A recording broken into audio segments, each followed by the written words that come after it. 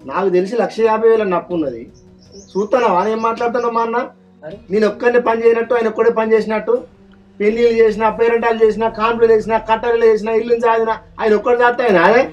రవి నేను అబద్ధం ఆడుతున్నాను. నేను తినలేదు, తాగలేదు, ఖరాబ్ చేయలేదు. వ్యవహారం చేసిన బావి తవ్వినప్పుడు చదువులకు, పిల్లల చదువులకు, బావికి అన్నిటికీ 5 లక్షల అప్పు అయిన మాట నిజం రవి.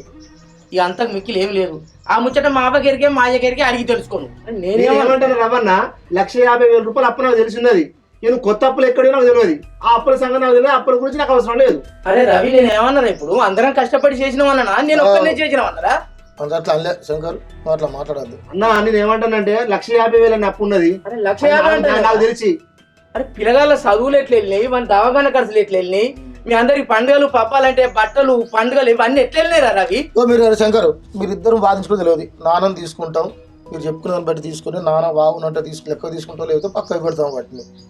అరే రవి నేను ఒకటే రా ఐరేషా, నేను చెప్పేది మంచిగా వెళ్ళి కుమార్ కాక మా బాబు భూమి ఉంచుకుంటా, నేను వ్యవసాయం చేసుకుంటా అంటే మా బాబుకు భూమి తీయాలి. నాకు శాత కాదు, నేను కొడుకుల దగ్గరనే ఉంటా అంటే నేను జాగ్రత్త రెడీ.